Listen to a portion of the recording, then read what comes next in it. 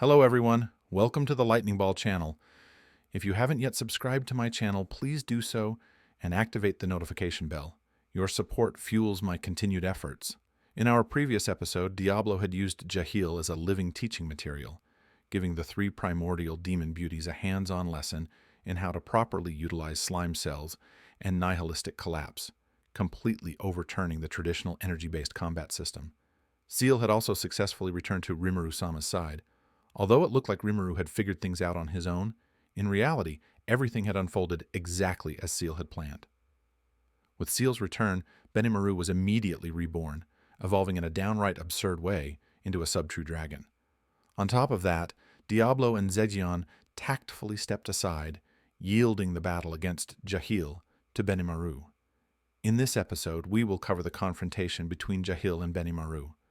Of course, this fight itself ended almost instantly and without suspense, so the real focus lay on everyone else's reactions. The true core of this episode was the final conversation between Lucia and Veldanava, a dialogue that hinted strongly at the relationship between Rimuru and Veldanava. Rimuru's true identity is finally about to surface, so let's get started. As Jahil advanced with clear killing intent, Kornu showed not a shred of caution. Instead, he felt deeply indignant. Despite Jahil now far surpassing him in raw power, Kornu's complete assimilation with Habataki had inflated his mentality to dangerous levels. He sneered at Jahil, calling him a little bug, convinced that Jahil was merely drunk on newfound power. The fused Kornu actually looked quite impressive. Mixed in with his fallen angel wings on his back was an additional pair of radiant wings glowing gold and crimson. The real source of his confidence, however, was the newly acquired authority of instant motion. Kornu's logic was painfully naive. He believed that, with this ability, he could escape any situation. He gambled that his opponent would not be able to use instant motion. While it was true that fewer than 10 beings truly mastered it, making this assumption in a battlefield full of monsters was suicidal. This, even if I can't win, I can always run mentality, completely erased his sense of danger. To put it bluntly, Kornu was asking to die, textbook man-child behavior. He completely ignored Feldway's warnings to calm down and instead began shouting loudly. He even demanded that Feldway, Zalario, and Obera go and warn the bastard Jahil, who was trying to kill him, stressing how important and irreplaceable he himself was.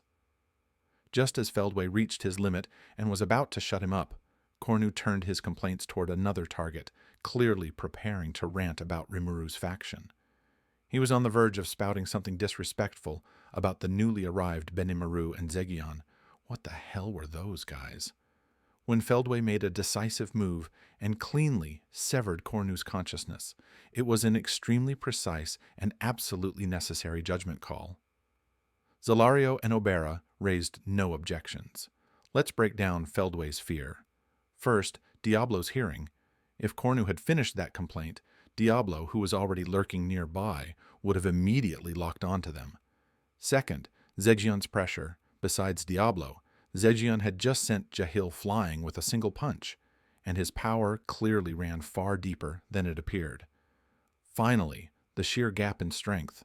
Feldway knew all too well that if both Diablo and Zegion turned their eyes on Kornu, even the combined force of the three angels of origin would not be able to save him.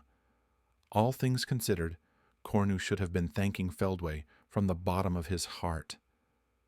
That blow that knocked him unconscious had quite literally dragged him back from a one-way road to hell.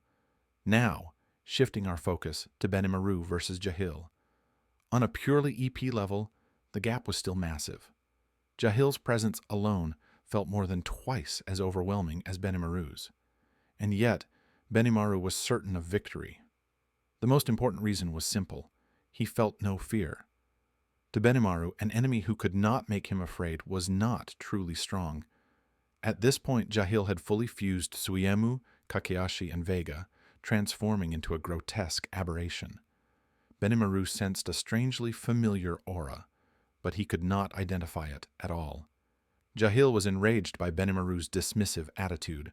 Roaring, he announced his name and arrogantly proclaimed that he would slay the god and reign as the new creator god. Despite his outward fury, Jahil's mind was actually ice cold. The situation was dire. Diablo was already a nightmare, and the newly arrived Zegion radiated terrifying pressure. Jahil judged that his only path to survival was to kill Benimaru quickly, before those two intervened, and seized the Genesis-grade weapon in Benimaru's hands. However, the phrase, "he is the new god," instantly enraged both Diablo and Zegion, who were watching from the sidelines. To them, there was only one god, Rimuru-sama. Jahil's words were unbearably arrogant and blasphemous. Their surging hostility was so intense that even Benimaru, who was about to fight, felt it and hurriedly tried to placate the two fanatics, telling them, purely symbolically, to calm down a bit. Once Benimaru realized his opponent was Jahil, his fighting spirit ignited. Benimaru and Jahil had clashed twice before, once in the Golden City and once in Sarion. And both encounters had left Benimaru deeply frustrated. This was the perfect opportunity to completely crush Jahil, eliminate the threat once and for all, and claim a true victory. Jahil moved first, launching a rapid assault to seize the initiative. His fists ignited with crimson, flame-like heat, striking again and again before transforming into countless tendrils that rained down on Benimaru like a storm. Benimaru did not dodge. He merely extended his left foot and glided forward. Every punch and tendril passed straight through his body as though slicing through empty space. Benimaru remained completely unharmed. This was the true secret of Benimaru's ultimate skill, Lord of Shimmering Flame, Amaterasu, its supreme technique Kaguru, also known as heat haze. His body wavered like rising mirage flames, undeniably present, yet untouchable, impossible to grasp, yet undeniably real. It was an ultimate movement art that unified offense and defense into one. All of Jahil's attacks missed completely. His ultra-high temperatures were utterly ineffective against Benimaru. Benimaru immediately countered with his strongest swordsmanship, Haze, Black Flame, 100 Petals, Rush. In a single instant, Benimaru unleashed countless slashes, shredding Jahil to pieces. Every fragment of flesh was wrapped in black flames, fire born from nihilistic energy, far surpassing Jahil's superheated tendrils. These flames could not be touched, could not be extinguished, and would not fade until everything was reduced to nothing. Jahil was forced into an unimaginable tug-of-war between cellular regeneration and relentless black flame incineration, until, in utter despair, he was erased into ash. The battle ended. Benimaru laughed and remarked that the fight had been unexpectedly easy. Attribute compatibility had played an overwhelming role. Zegion praised him without hesitation, while Diablo admitted that he truly had no chance to step in. In response to Diablo's regret, Benimaru teased him back, pointing out that Diablo usually acted freely, while he himself was stuck commanding the battlefield, so it was only fair that he got one proper fight. Diablo conceded the point gracefully, acknowledging that stepping aside had been meaningful. Benimaru had adapted to his new body exceptionally well. Precisely because this was friendly rivalry, Benimaru's growth inspired both joy in his comrades and frustration in his competitors. Benimaru, Diablo, and Zegion, the three who stood as Rimuru's top three. Even after the battle ended, their competition for the title of strongest would continue. Watching Benimaru instantly annihilate Jahil, Velgrind let out a sigh tinged with both surprise and resignation. Half joking, half serious, she remarked that if Benimaru wielded that Genesis-grade weapon, he might actually be her equal. His growth rate was abnormal. He was practically half a true dragon already. Of course, Velgrind knew perfectly well that Rimuru had his hands all over this. It was an irritating realization. Without the divine staff Artha, Velgrind was confident she would win, but with it, the two would be evenly matched. For a genuine true dragon like her, that was a serious blow. Hearing her remark, Rudra naturally slipped into flirt mode, declaring that Velgrind's greatest weapon was none other than himself. The sheer exaggeration sent Velgrind straight into bliss. Because Rudra had manifested, Masayuki could clearly perceive everything happening within the stopped world, and he was dying of embarrassment. Masayuki felt they should probably clean up the aftermath, considering Rudra had been furious enough earlier to want Kornu dead. Still, he understood why Rudra had lost interest. Kornu had behaved less like a villain and more like a blustering child, more brat than menace, hard to hate, and hardly worth a hero's blade. Kornu had only been unconscious for a brief moment. When he opened his eyes again, he was met with a scene that shattered his world view. He hadn't even seen Benimaru's sword, yet the once boasting Jahil was already torn to pieces. Trembling, Kornu demanded to know just what kind of monster Benimaru was. Feldway seized the moment to force reality upon him. This was exactly why he had tried to stop Kornu earlier. Those who followed the new god had already surpassed all conventional understanding. Feldway admitted that he truly hated Jahil. After all, Jahil had killed Vega, whom Feldway had nearly opened his heart to. But to protect Kornu, he had abandoned any attempt to save Vega. Feldway confessed that he had been too self-centered in the past. Obera and Zelario immediately mocked him, accusing Feldway of sugarcoating his own controlling behavior. In response, Feldway swore to cherish his comrades from now on and extended an olive branch to Kornu. Kornu accepted instantly. Part of it was being moved, but more importantly, he had read the situation clearly. If he refused Feldway and clung to his resentment toward Velgrind and Rimuru's faction, he would be forced to face Benimaru, Diablo, and Zedjian, monsters beyond reason. It was an extremely correct survival decision. For the first time in a long while, the 7 Angels of Origin achieved a temporary unity and reconciliation. Okay, now the real story began. The stage returned to the 3-way confrontation between Rimuru, Veldanava, and Ivarage. At this moment, the god himself seemed sluggish, lost in confusion, even his analytical responses dulled. The reason was simple.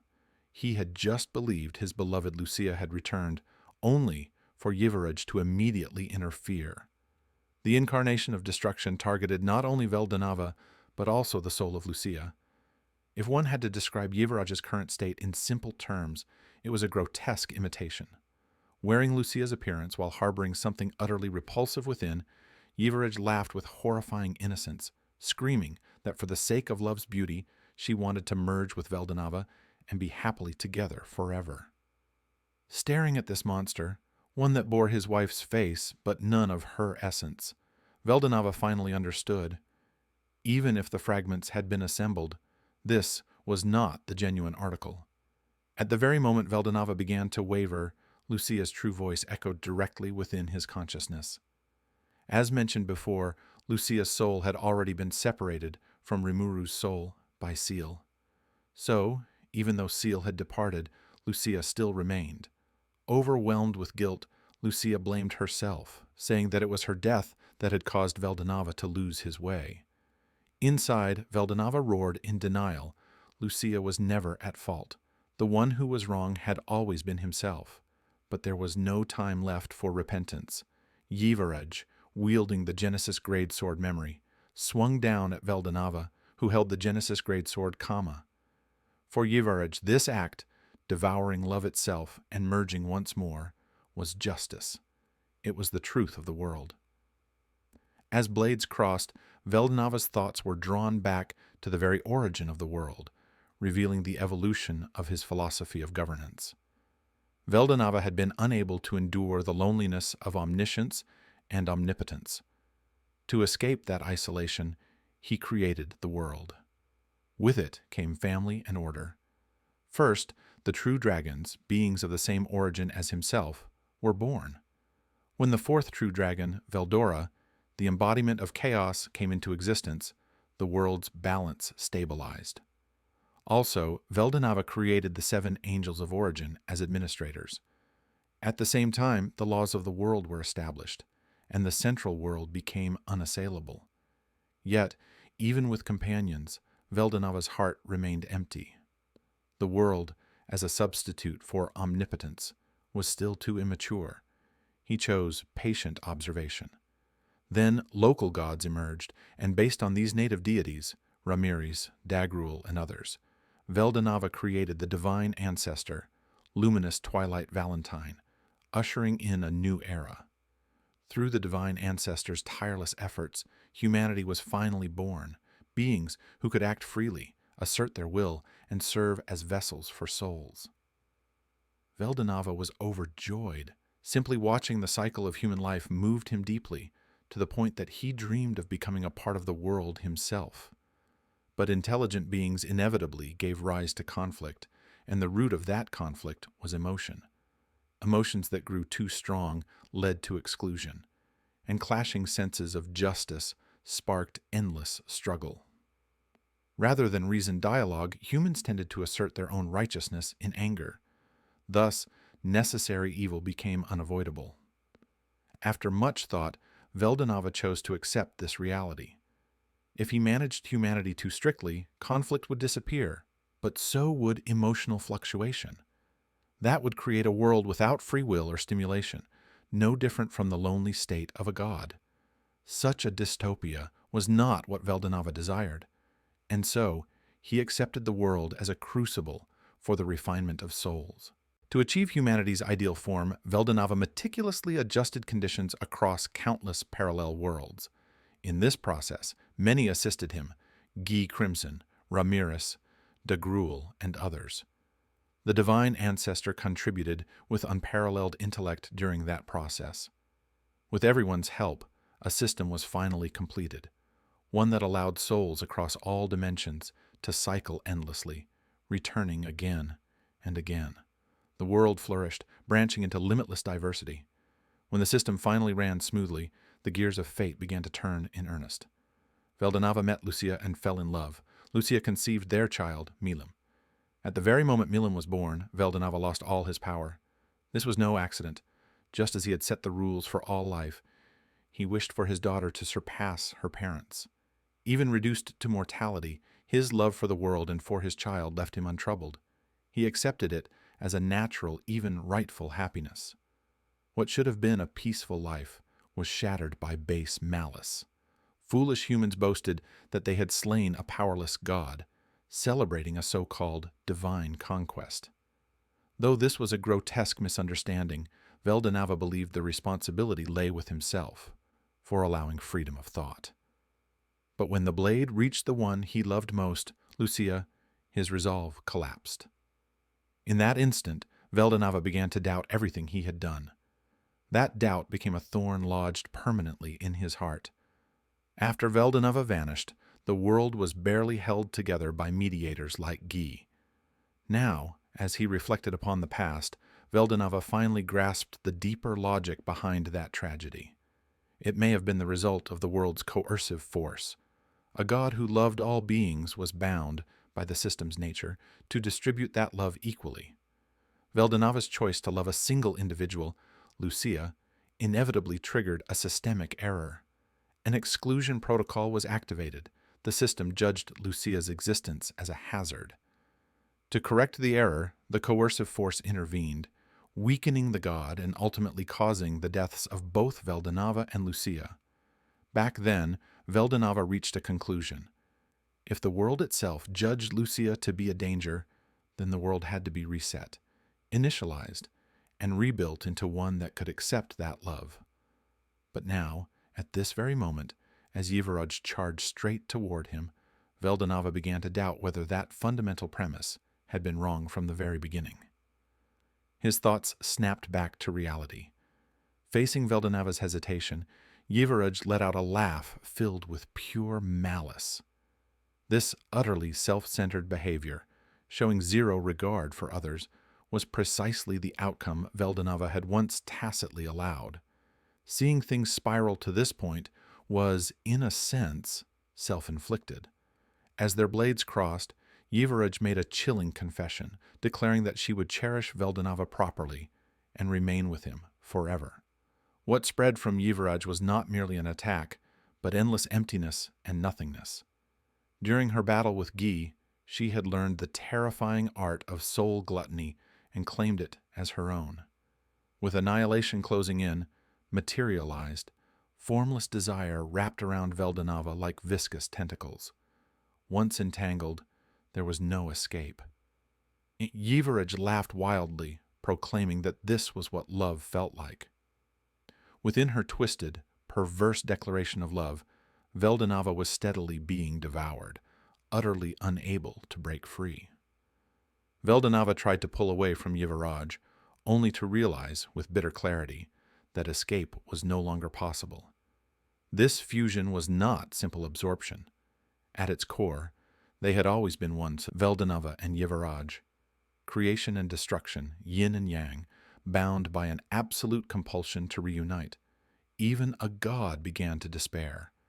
After finally reuniting with Lucia's soul, he was forced to face an immediate end. Veldanava was consumed by regret at dragging his beloved into destruction once again. And just as self-reproach overwhelmed him, Lucia's gentle voice echoed within his consciousness, soothing his fear. Lucia offered a farewell without regret.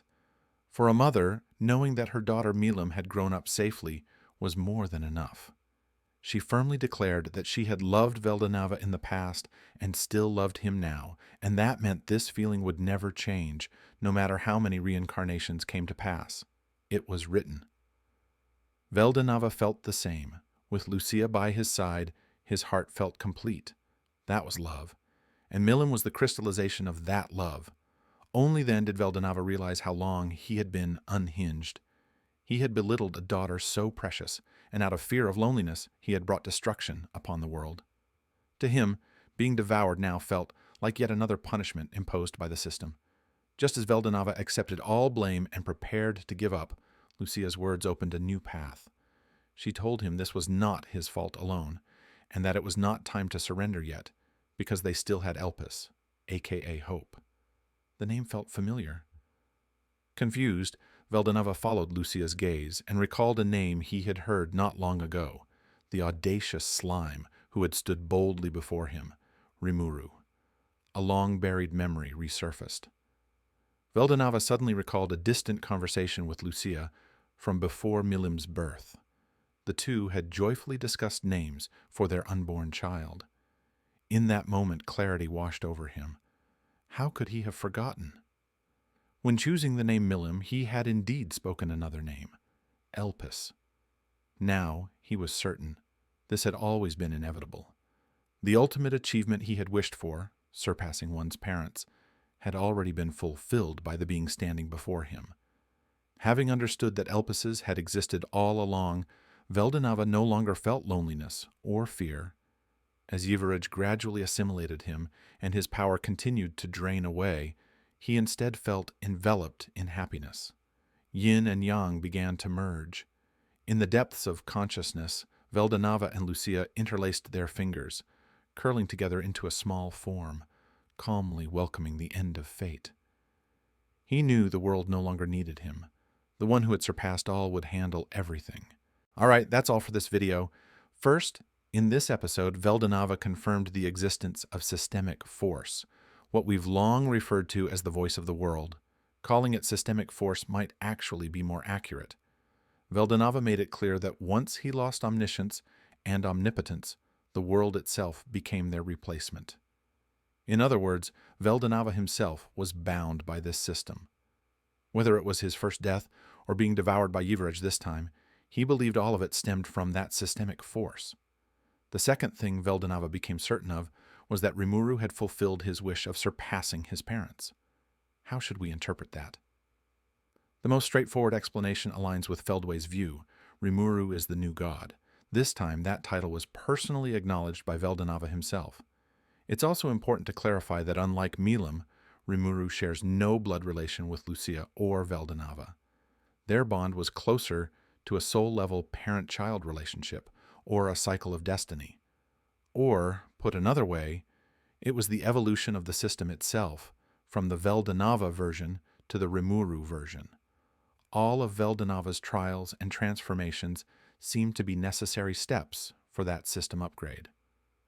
Rimuru carried the curiosity Veldanava had lost, the imaginary collapse Veldanava had lost, and Lucia's Lord of Wisdom evolved and unified with his soul as Mana's seal.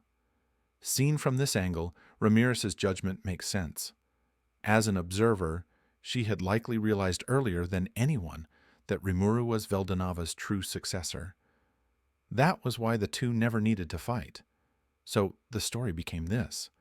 The creator god Veldanava believed he had ruined everything, lost his wife, left the world in shambles, tried to reset and rebuild it all, only to fail again and be devoured by his other half, Ivarage. Yet, at the very end, he realized that the one standing before him had completely surpassed him, was his rightful heir, the true guide toward a perfected world, the final culmination of the system itself. That was Elpis. That was our Rimuru-sama. And with that realization, he was finally able to depart alongside Lucia in peace and fulfillment. In our next episode, we'll dive into the final battle of TenSura Volume 23, Rimuru versus Ivarage, who had absorbed Veldanava. This fight won't fit into a single episode. Overall, it was a battle where Seal played more of a cheerleader role, while Rimuru truly had to find his own way to defeat the enemy. The next episode will be just as exciting. If you enjoyed this video, please like, comment, and subscribe. Your support was greatly appreciated.